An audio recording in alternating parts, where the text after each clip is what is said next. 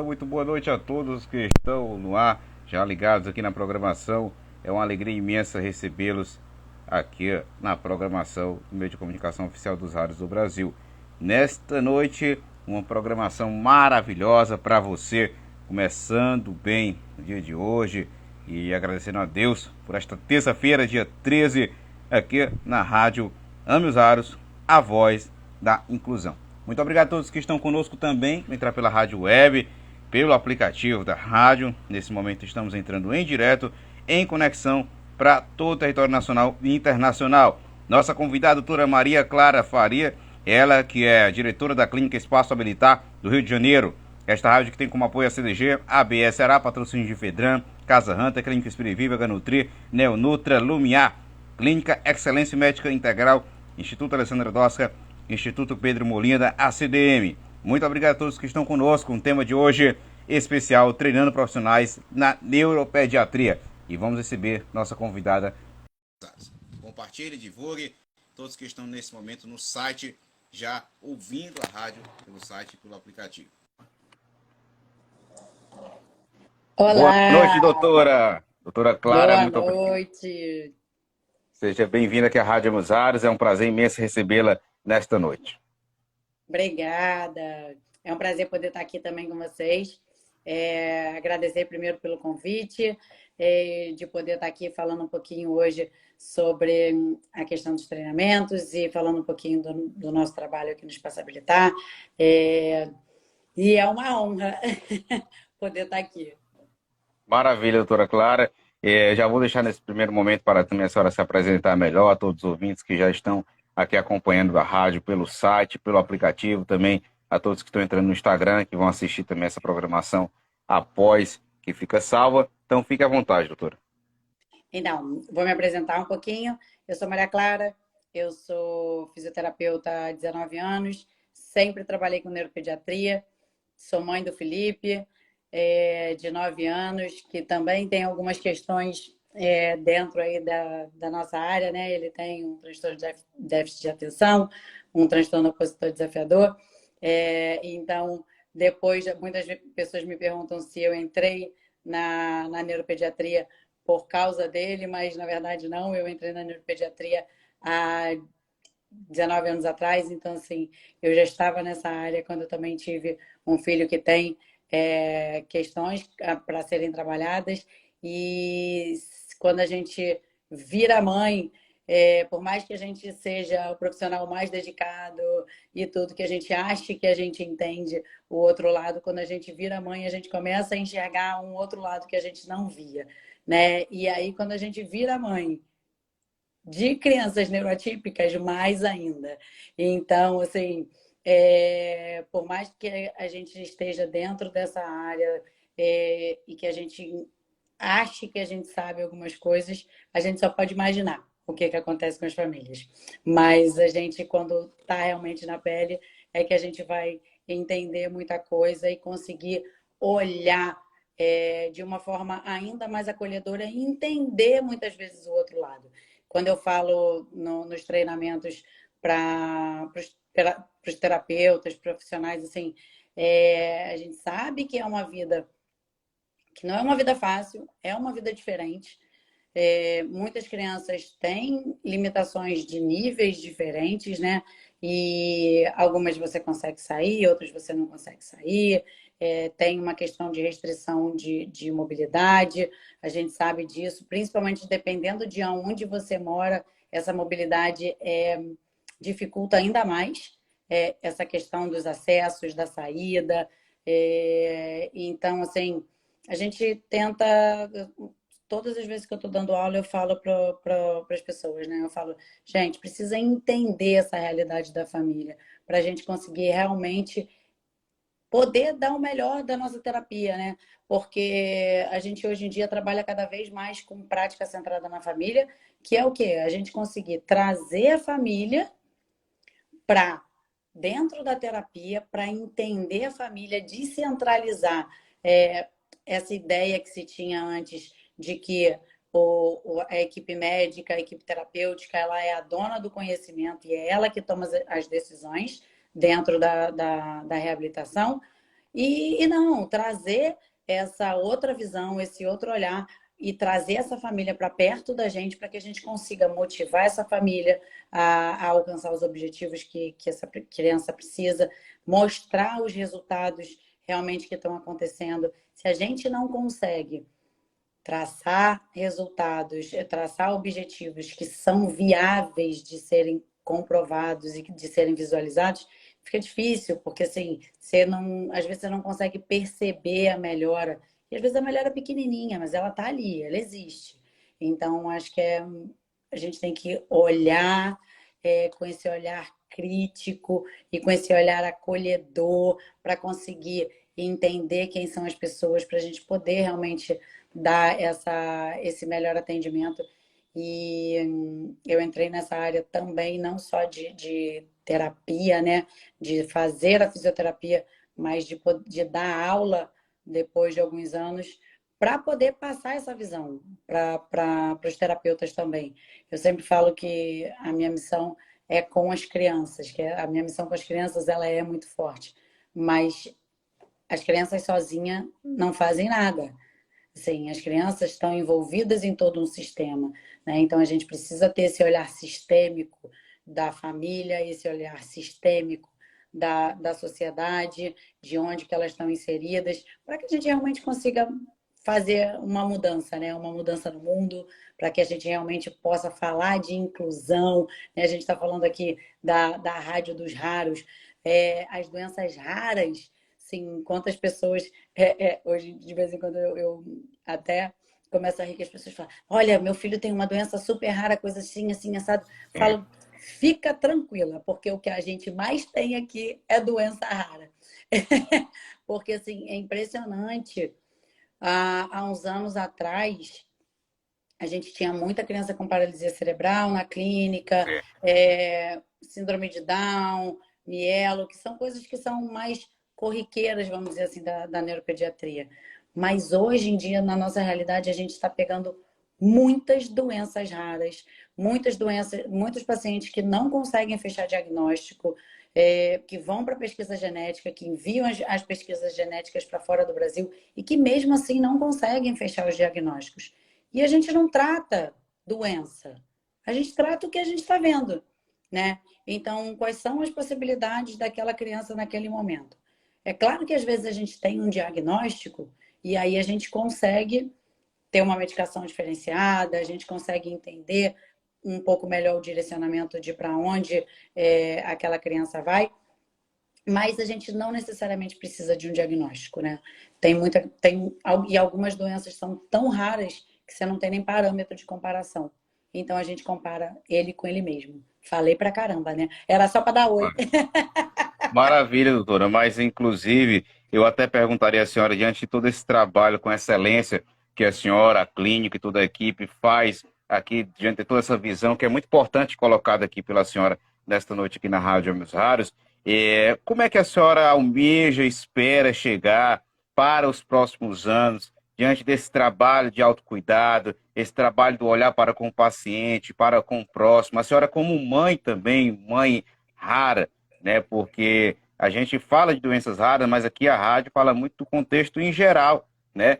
Seja o autismo, seja o TDAH, seja qualquer outro diagnóstico, né? E quando fala aqui do ser mulher, o ser mãe, o ser profissional. Então eu perguntaria à senhora como é que é o pensamento aí da senhora para os futuro, para os próximos anos, já nessa visão deste conceito que a senhora aqui acabou de colocar aqui nesta noite na rádio.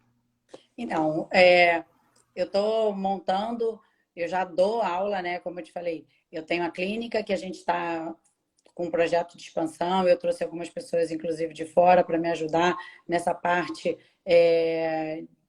de planejamento estruturado para a gente poder crescer de uma forma mais organizada. É uma coisa que me preocupa no crescimento da clínica, da gente não perder a qualidade de serviço. Então, essa coisa da qualidade do serviço que a gente presta sempre foi uma coisa que para mim foi muito importante. Então, às vezes eu prefiro segurar um pouco para não crescer tão rápido e perder a qualidade, assim. A gente sabe que é difícil de achar profissionais competentes, treinar profissionais competentes. Então, a gente está com todo um planejamento para o Espaço Habilitar de crescimento, mas realmente para um crescimento planejado, para que a gente realmente consiga manter a qualidade de serviço que a gente faz, para que a gente consiga manter a entrega de excelência que a gente tem, né? Tanto para os pacientes autistas quanto para os pacientes que estão dentro das síndromes raras, da paralisia cerebral, da mielo. E junto com esse crescimento da clínica, tem também a parte dos treinamentos, né? Então, eu comecei a ver há uns anos atrás que eu consigo atender uma quantidade específica de crianças e ela é muito pequena. E aí, assim, vem aquele chamado, né? Você precisa ajudar mais pessoas. Você precisa ajudar mais pessoas. Você sozinha dentro da clínica, sozinha no sentido de só aqui fechado nesse mundo, você com a mão na massa dessas crianças que você dá conta, você consegue ajudar um número muito limitado de crianças. Então, eu comecei a dar aula justamente para isso, para conseguir treinar os outros profissionais dentro dessa visão. Então, a gente tem quando veio a questão da pandemia, a gente passou muitos dos treinamentos que a gente tinha de presencial para online, que foi super legal.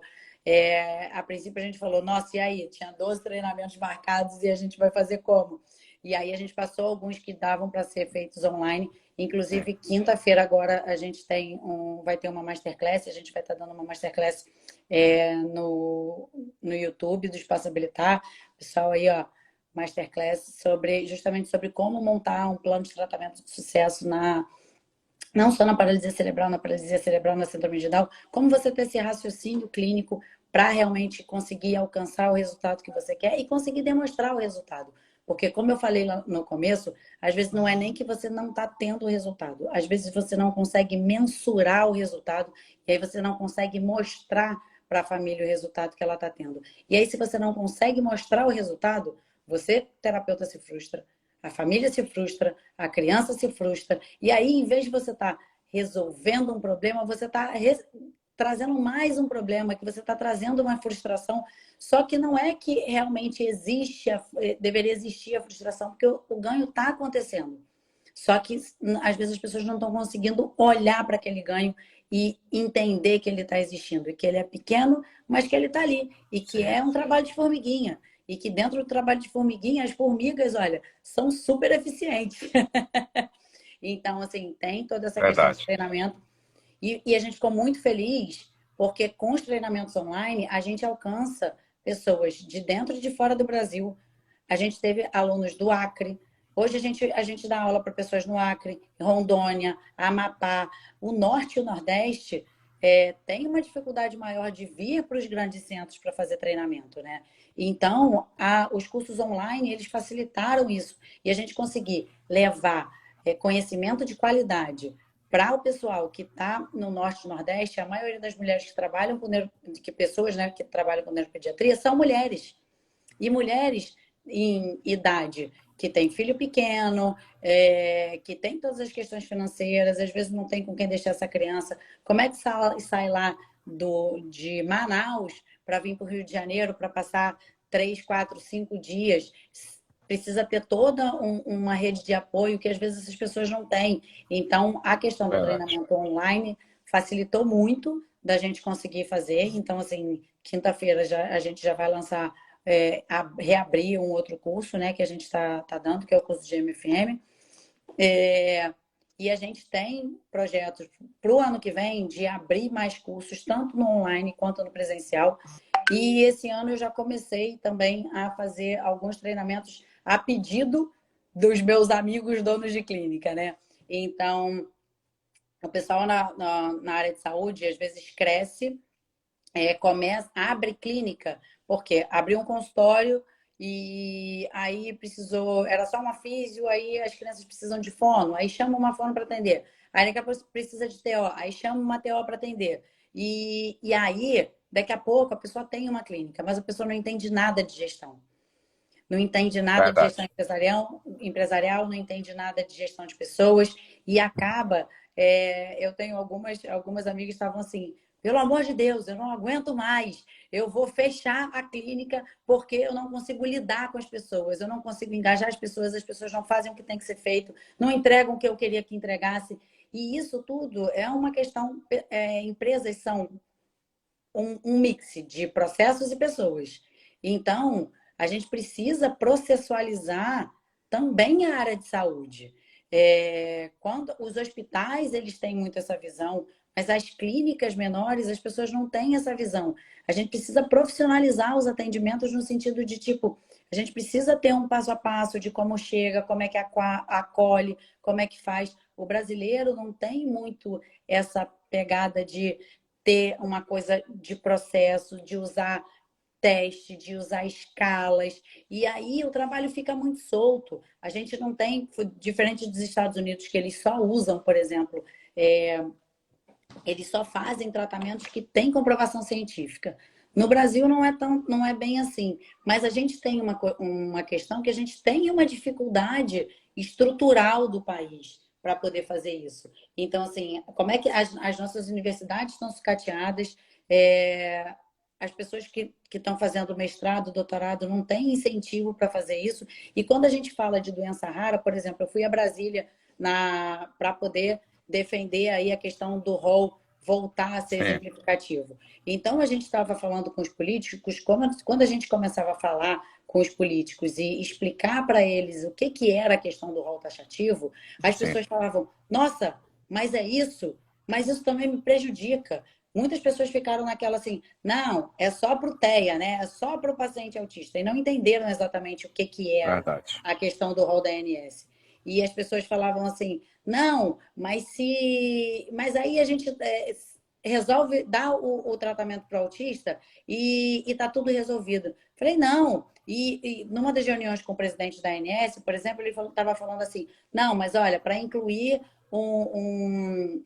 um tratamento novo no rol, a gente já exemplifica, já deixou muito mais fácil, vai ser a entrada mais rápida que vai ter no mundo e tudo, só precisa do estudo A, B, C, não sei o que lá. E como é que você faz estudo com paciente raro?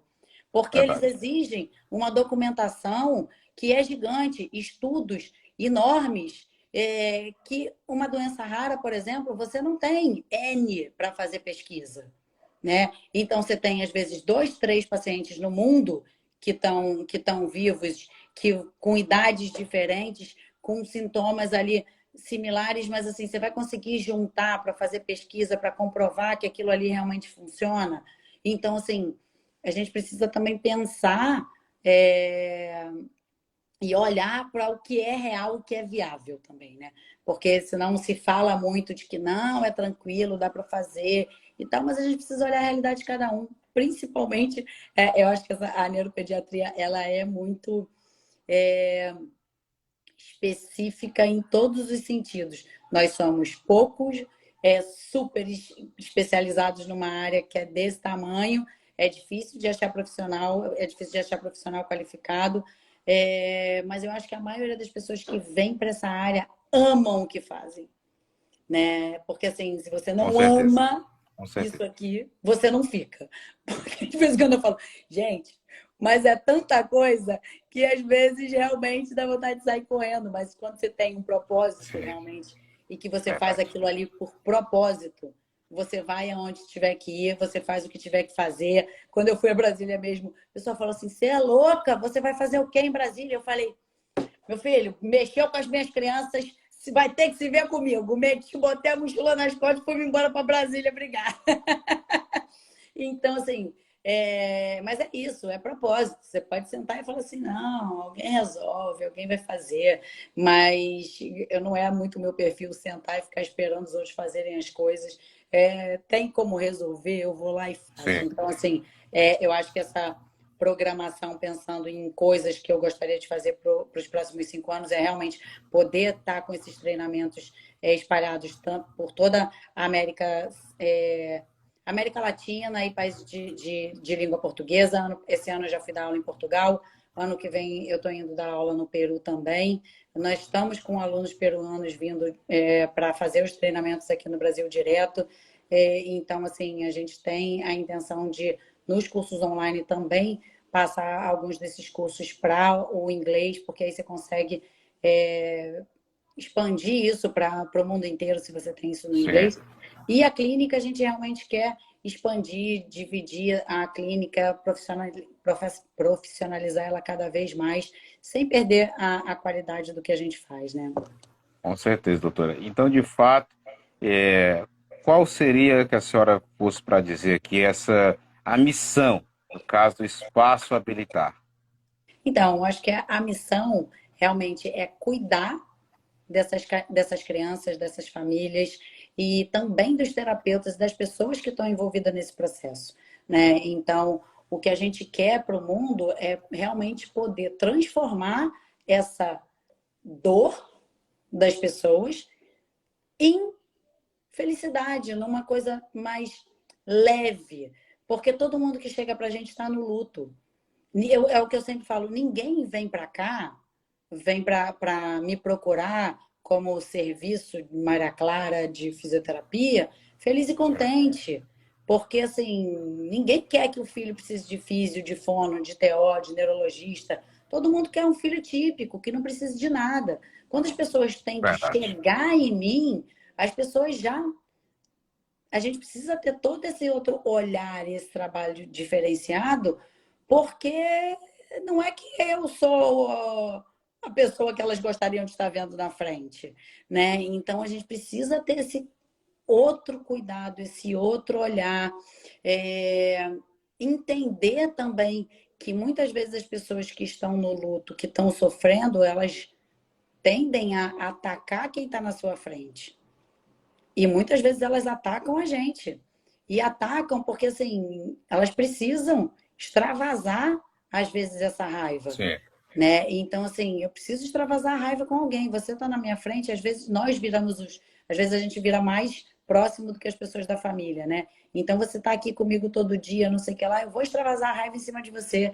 Então, até aprender a entender o que, que é meu, o que, que é do outro, o que, que realmente essa pessoa está querendo me dizer quando ela vem me atacar. Então, assim, é um trabalho muito, muito, muito bonito, assim, mais um trabalho de propósito, né? Porque é isso. Até quando a pessoa te ataca, você fala assim, tá, o que, que tem aí por trás?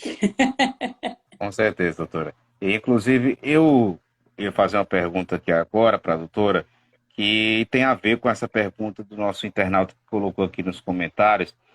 Justamente eu ia perguntar, doutora, como é que funciona o trabalho, né, que toda a equipe, a senhora, a equipe da Habilitar, ela faz para com as crianças. E a pergunta do nosso internauta aí é como identificar se a criança tem algum problema precocemente. Acho que dá para a gente interligar nessa pergunta também, doutora. Sim, então, a gente sempre fala que quanto mais precoce a intervenção, melhor. Existem vários testes hoje em dia que a gente consegue entender muito cedo se as crianças têm ou não um atraso de desenvolvimento. Existe, inclusive, um teste que chama General Movements, que você já consegue ver intraútero, via ultrassom, se aquela criança ela é uma criança de risco e se essa criança ela tem uma probabilidade maior de fazer uma lesão na hora do parto, ou se ela não fizer uma lesão na hora do parto, ela provavelmente vai ter alguma questão no desenvolvimento. Então, assim, isso é uma coisa que assim, eu fico doída com isso, porque como é que a gente tem o GM há anos e os médicos não são treinados para poderem ver isso? Porque se você sabe que essa criança tem uma diminuição, não apresenta certas movimentações intraútero, se ela tem uma movimentação diminuída, se ela tem alguns movimentos atípicos já dentro da barriga da mãe, você já deveria colocar essa criança num protocolo de gestação de alto risco. E, beleza, não viu lá, nasceu, teve algum tipo de intercorrência.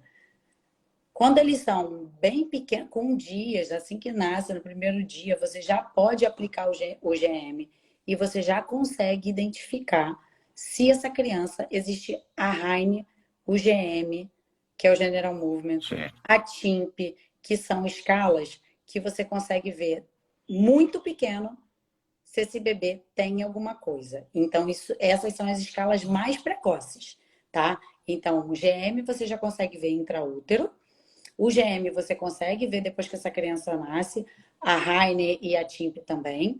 E aí, quando eles são um pouco mais velhos, você já tem outros testes que você já consegue ver também se essa criança realmente tem ou não um atraso motor. Então, dá para saber. Como eu falei, às vezes, o que chega para fisioterapia, às vezes algumas coisas chegam antes para fisioterapia do que chegam para os médicos. Então, eu sempre falo que eu acho que os médicos deveriam ser treinados com o GM, com a Heine, com a TIMP. Os pediatras, eles não têm essa formação. A minha mãe é pediatra. Conheço muitos pediatras, e só que eles não têm esse tipo de formação. Quando eles são formados para ser pediatras, a formação é muito mais para olhar a patologia. E no sentido de, ó, tá com febre, cachumba, sarampo, não sei o que lá, coisas que são normais da criança, né? Doenças que são normais da criança. Mas essa parte do desenvolvimento motor, ela é deficiente, vamos dizer assim, na formação dos médicos, porque ela é muito em cima de marcos do desenvolvimento motor e marcos muito grosseiros. Muitas vezes as crianças chegam para a gente com 6, 7, 8 meses, quando as crianças não sentam. Só que às vezes as crianças que chegam para a gente com 8 meses que não sentam, são crianças que nem rolam, que não seguram a Sim. cabeça, que já deveriam estar na fisioterapia há muito tempo. Porque, como eu falei da questão da intervenção precoce, você, a partir de 21 dias, você já tem uma formação de hábito. Isso, você tem em torno de 350 a 500 repetições de uma movimentação, você já aprende esse movimento. Um bebê de Verdade. 3 meses, ele já tem 3 meses de hábito formado. Você vai falar assim, 3 meses é um bebê muito pequeno, não precisa começar a fazer terapia, não tem que deixar mais para frente. Não, quanto mais cedo eles vêm, mais rápido a gente consegue intervir nesses padrões de movimento e tentar trazer para uma movimentação, para um movimento mais próximo do típico, com posicionamento, com orientação para a família, de como que você segura, como que você dá comida, como você posiciona no berço, como você posiciona no carrinho. Então, assim, às vezes a gente não coloca um paciente de 15 dias em atendimento, mas a gente faz orientação para a família. Como é que essa criança vai dormir? Como é que você vai segurar? Como é que você vai mamar? E nisso você já começa a melhorar esses padrões de movimento que vão estar se instalando. Então, com relação a essa questão de como a gente vê se tem como detectar precocemente, tem e tem que intervir o mais precoce possível. Sim, com certeza. Maravilha, doutora. Estamos ao vivo nesta noite na Rádio Abusados, através aqui também do site, do aplicativo, com a doutora Maria Clara, diretamente do Rio de Janeiro, diretora da Clínica Habilitar. E a gente está falando aqui sobre temas, pontos importantíssimos.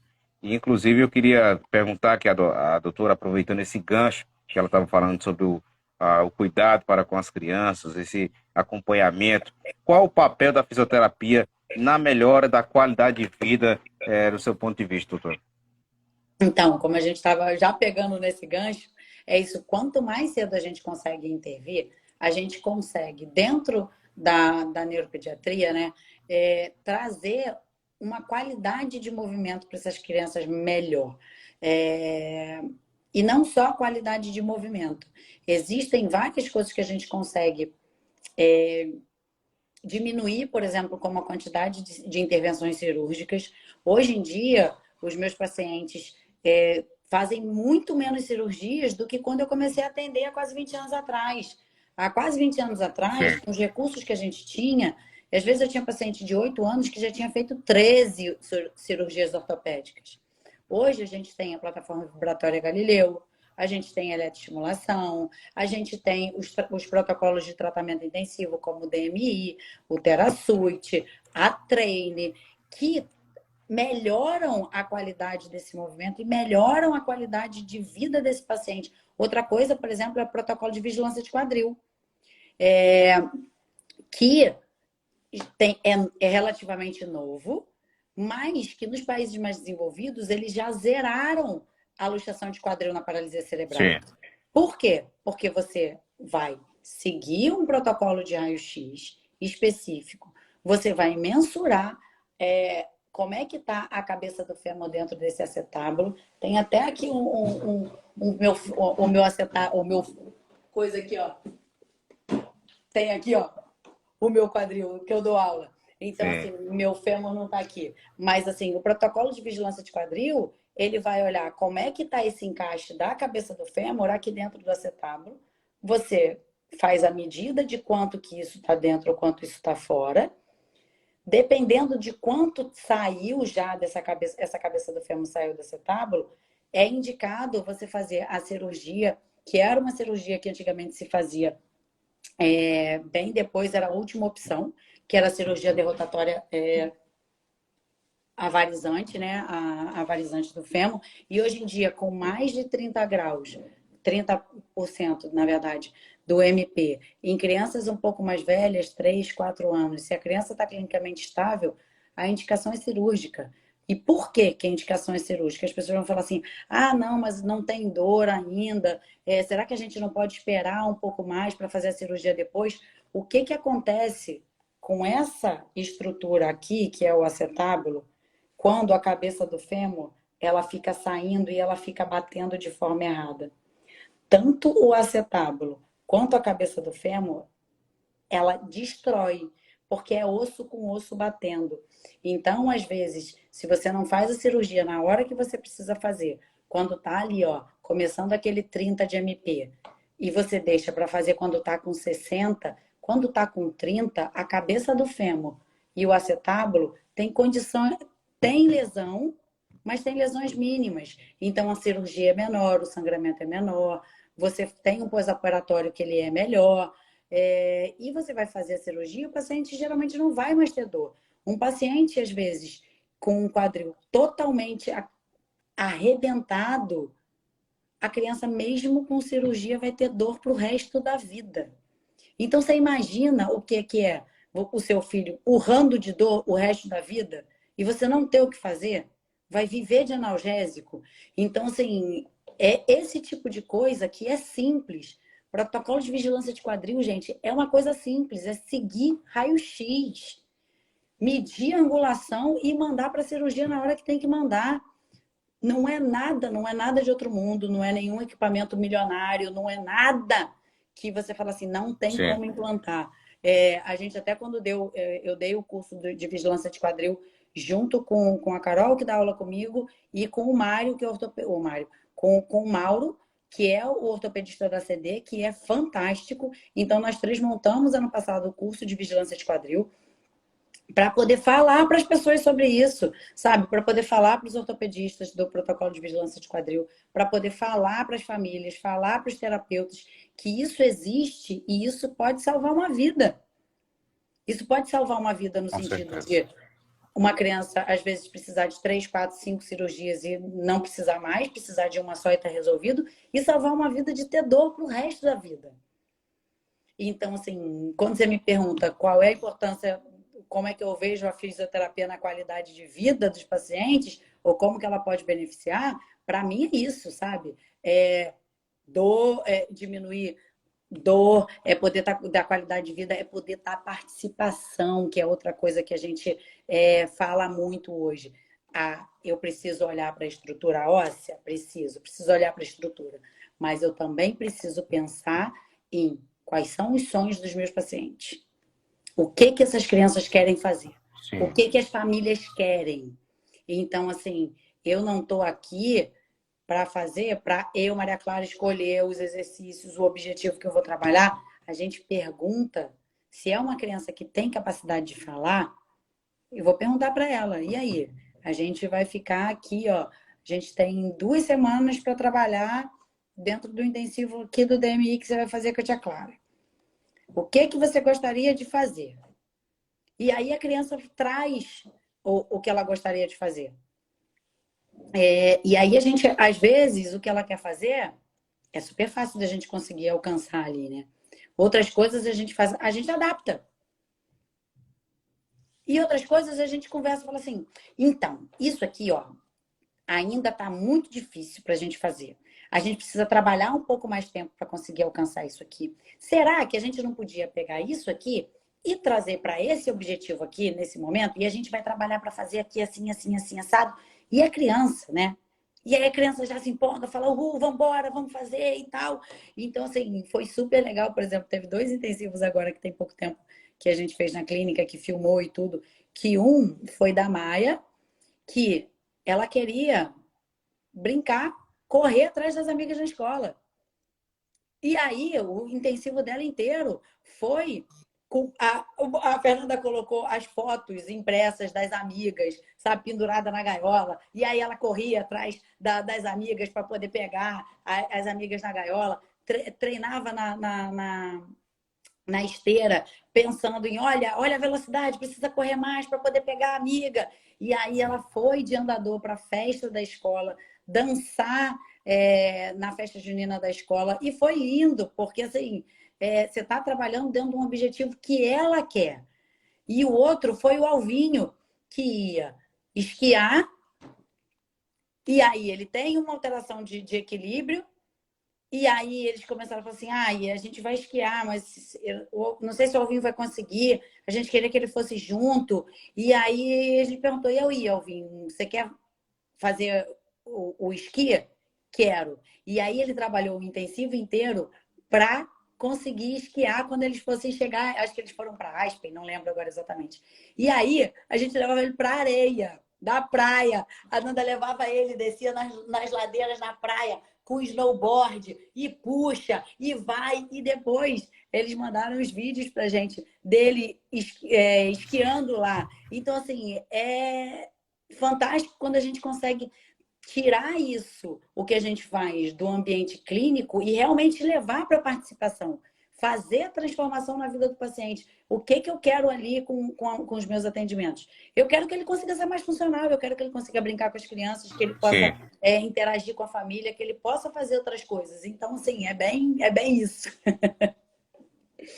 Maravilha, doutora. É realmente assim, são relatos e colocações da vida, do dia a dia, do cotidiano e de história de famílias aqui que a doutora Maria Clara coloca aqui nesta noite na Rádio Abusares. É ela que é diretora do Espaço Habilitar no Rio de Janeiro. Então, convido a todos, inclusive, a seguir aí o Instagram da doutora também, da clínica. Vamos estar compartilhando e divulgando. O tema de hoje que estamos aqui falando sobre esse treinamento de profissionais que a doutora, inclusive, faz para toda a rede nacional e também internacional, e é muito importante para o avanço desses profissionais, esse crescimento de aprendizado, principalmente quem saber lidar com as crianças, com os adolescentes, com esse público em geral, que nós sabemos que a cada dia cresce o diagnóstico, as doenças raras, principalmente. Doutora, a senhora costuma, no caso, andar na contramão do sistema, podemos se dizer. E o que é que lhe move a fazer isso, doutor? Então, eu acho que é muito esse pensamento de poder fazer diferente e de poder entender o que é melhor e o que a gente pode fazer para entregar mais, né? Nesse sentido. A gente tinha uma visão, como eu falei lá no começo, que era de que a equipe médica, a equipe de reabilitação, ela tinha todo o conhecimento e que a família era uma outra coisa que não tinha muito a ver com o atendimento do paciente. E a gente viu que, assim, que isso, na verdade, não funcionava. Então, a gente vai atrás de técnicas, de abordagens diferentes para que a gente consiga trazer realmente esse melhor resultado, essa melhor entrega. Eu acho que quando a gente tem um filho com alguma questão, a gente sempre vai buscar o melhor para ele. Mas aí, assim, o que é o melhor para ele? O melhor para ele é só aquela terapia em si? O melhor para ele também é estar num ambiente saudável. Então, por exemplo, eu fiz esse ano, tenho feito ainda, né, muitos treinamentos na área de transformação humana, né? Muitas coisas eu fiz coaching, eu fiz coaching ericksoniano, PNL, Master Trainer, várias. Acabei de voltar da constelação, que são todas coisas que eu uso dentro do meu atendimento, dentro da dinâmica que a gente tem de atendimento, para melhorar aquilo ali. Então, por exemplo, quando a gente fala de constelação familiar, a constelação familiar ela vai te dar uma outra visão de como que está aquele contexto sistêmico da criança. Então, até me perguntaram esses dias, falaram assim, mas você vai virar consteladora e vai deixar de atender para virar consteladora? Eu falei, gente, eu trabalho com o quê? Crianças e famílias. Verdade. Se a família não estiver bem, se a família não está conseguindo visualizar certas coisas, ela não consegue dar o melhor dela para aquela criança. Ou ela dá o melhor dela, mas ela dá o melhor que ela tem naquele momento. Mas às vezes ela pode dar mais coisas se ela estiver bem. Sabe aquela coisa que sempre fala que quando a máscara de oxigênio do avião cai, você precisa primeiro colocar em você para depois colocar na criança? Sim. Se a família morre, a criança morre junto. Então, às vezes, as famílias ficam tão desesperadas como mãe, como pai, que assim, eu preciso dar conta dessa criança, eu quero dar o melhor para o meu filho, não sei o que lá, e para de se olhar. E para de olhar para ela, e para de se cuidar, e para de fazer as coisas para ela. Só que chega uma hora que você não aguenta, porque é sobre-humano o trabalho, né? A dinâmica toda de ter uma criança que tem uma demanda muito maior do que as outras. As pessoas que têm crianças típicas já sempre falam: criança pequena dá trabalho, é difícil, é porque eu não durmo, não sei o que lá. E o que são 16, 17, 20 anos cuidando de uma criança neurotípica, né? E muitas pessoas sem nenhum tipo de rede de apoio, sem poder contar com ninguém, sem poder contar com suporte nenhum. Então, esse olhar para a família de uma forma diferenciada é o que me move, assim. Então, eu sou muito desse tipo assim, aí eu vejo que tem uma questão. As famílias estão sofrendo. Como que a gente pode fazer isso de uma outra forma? Existe constelação familiar. Será que a gente pode colocar isso aqui, talvez ter um desempenho melhor ainda? PNL é outra coisa que é super legal. Eu fiz uma técnica de Sim. PNL com uma paciente que estava morrendo de medo de ficar em pé, tremendo, não sei o que lá. Fiz uma técnica de medo, conversei com ela, falei assim, assim, assado, e botei em pé de novo. E, tipo assim, ficou 3 vezes mais tempo do que tinha ficado na primeira vez. E é motor? Não é motor. Muitas coisas são cognitivas, são comportamento, quantos medos estão dentro da sua cabeça que não te deixam seguir para frente, que não te deixam fazer outras coisas, quais são as crenças que você tem que te limitam para seguir em frente, né? Inclusive crenças de quem é uma pessoa especial, como é que eu preciso cuidar dessa pessoa, por que às vezes algumas pessoas param de fazer tudo e se enterram literalmente quando acontece uma situação Sim. dessa, e por que outras parece que renascem das cinzas, são fênixes, né? Então, assim, toda essa questão psicológica da família também precisa ser olhada. Estamos ao vivo também pela rádio web, pelo aplicativo. Tem muita gente aqui também mandando mensagem, parabenizando a programação nesta noite com a doutora Maria Clara, já chegando na reta final da nossa programação e entrevista. E eu queria aqui fazer essa pergunta para a doutora, diante de todo esse gabarito, essa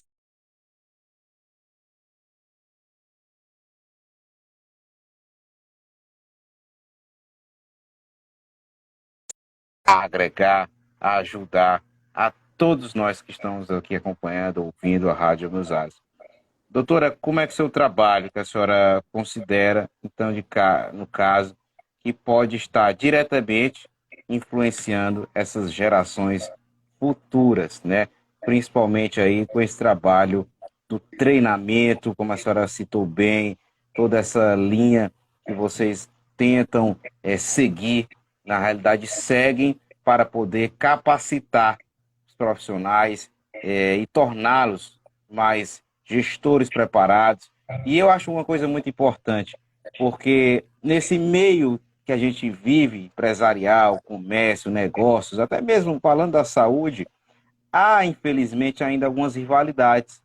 E a doutora Maria Clara é gestora de uma clínica habilitar no Rio de Janeiro, uma clínica que trabalha aí multidisciplinar, que tem uma referência, e ela poderia, por si só, pela sua formação, treinar apenas seus profissionais, mas não, ela escolheu ir além e dividir os conhecimentos com outros gestores, independente se são gestores de outras clínicas, né? Então isso é muito bonito e eu quero aqui parabenizar pelo seu trabalho desde já e deixo aqui a senhora à vontade diante também dessa aqui pergunta sobre esse trabalho de influência às gerações futuras.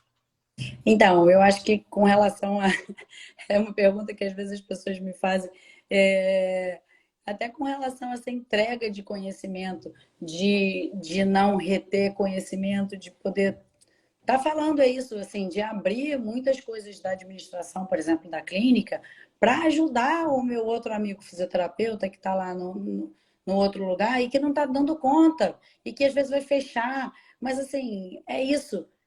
É claro que a gente precisa de dinheiro, é claro que a gente precisa crescer o nosso negócio, a gente é o trabalho que a gente faz. Mas eu acho que todo o trabalho que a gente faz com respeito, com dignidade, honrando as pessoas que vêm e entendendo qual é o propósito maior. Qual é o propósito maior? O propósito maior não é poder dar uma qualidade de atendimento melhor para os pacientes que estão ali.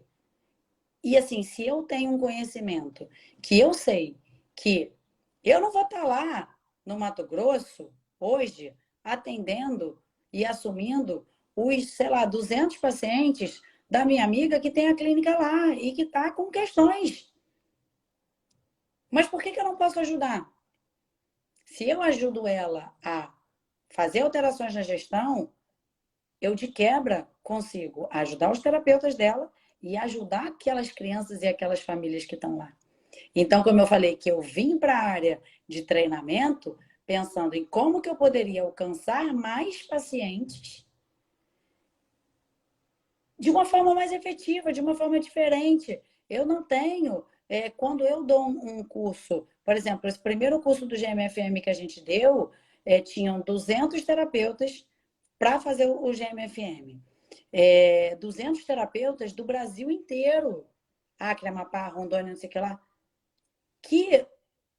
O que isso mudou na ponta lá no atendimento daquelas crianças que aqueles profissionais foram treinados. E eu sou chata, eu sou uma professora chata no sentido de, tipo assim, de vez em quando até o povo briga comigo.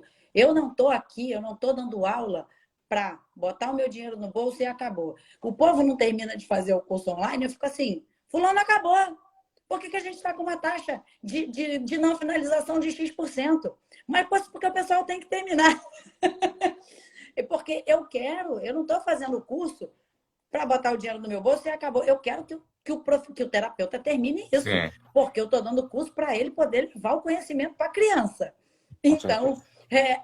a intenção é essa. E a parte de gestão é muito nesse sentido de se a gestão não está conseguindo dar conta, principalmente de gestão de pessoas, você começa a ter um monte de conflito dentro da clínica, e aí os profissionais começam a ter questões internas, e aí a qualidade do trabalho cai.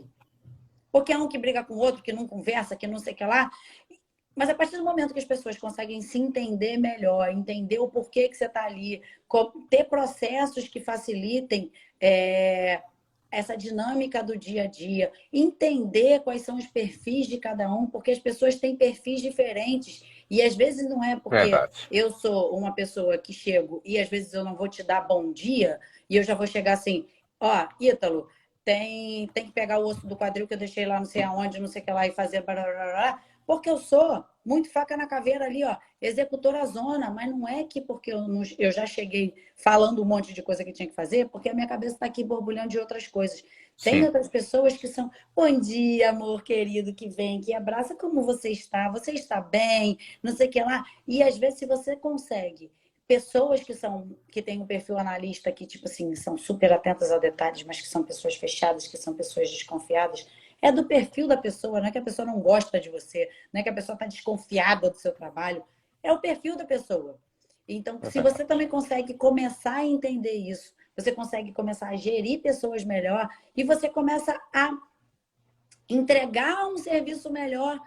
Então, quando eu entro na parte de consultoria para as clínicas, eu entro muito dentro dessa pegada de gestão de pessoas.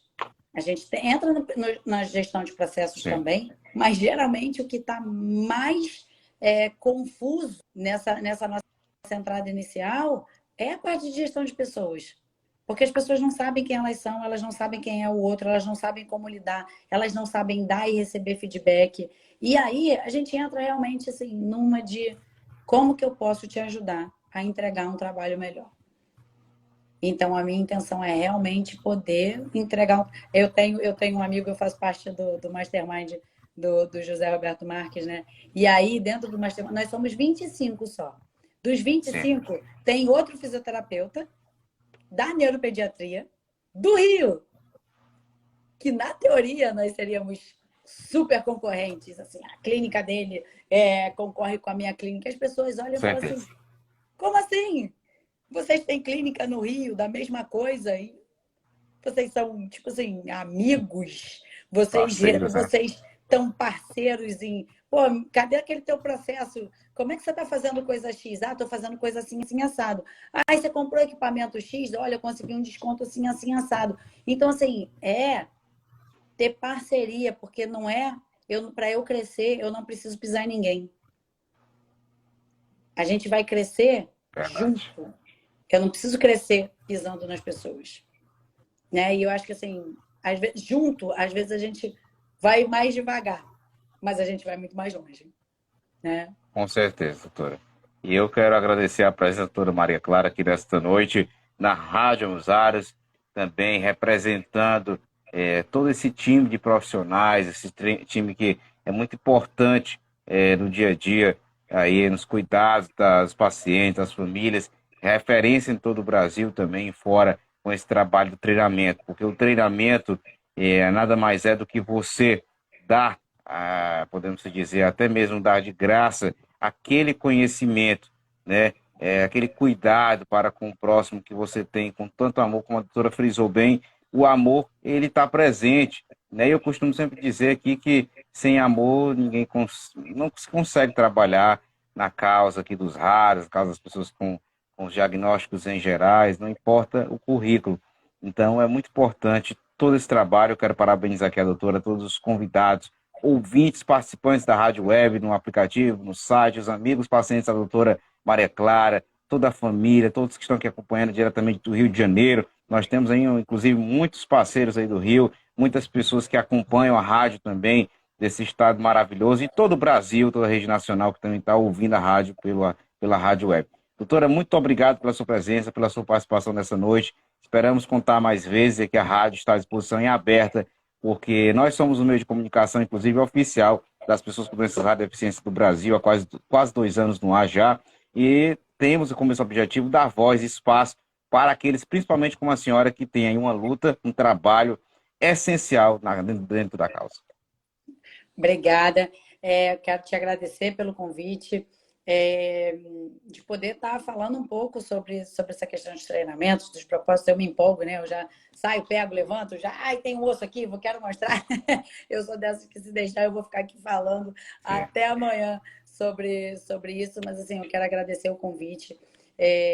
De poder estar aqui na rádio falando um pouco sobre essa questão de treinamento dos terapeutas e como que isso pode estar ajudando as pessoas dentro da consultoria, de como que a gente pode estar ajudando as clínicas a ter um desempenho melhor, a alcançar mais rápido os resultados que elas querem, dentro da parte de treinamento com os terapeutas, de como que eles podem estar realmente entregando uma qualidade de serviço melhor para os pacientes. Inclusive, como eu falei, quinta-feira agora a gente vai ter a Masterclass no YouTube do Espaço Habilitar, justamente sobre esse tema, os segredos de como transformar aí a vida dos pacientes, ter um plano de tratamento de sucesso. Então, vão lá, me sigam aí no Instagram, Maria, Clara, C. Farias, e sigam também o Espaço Habilitar.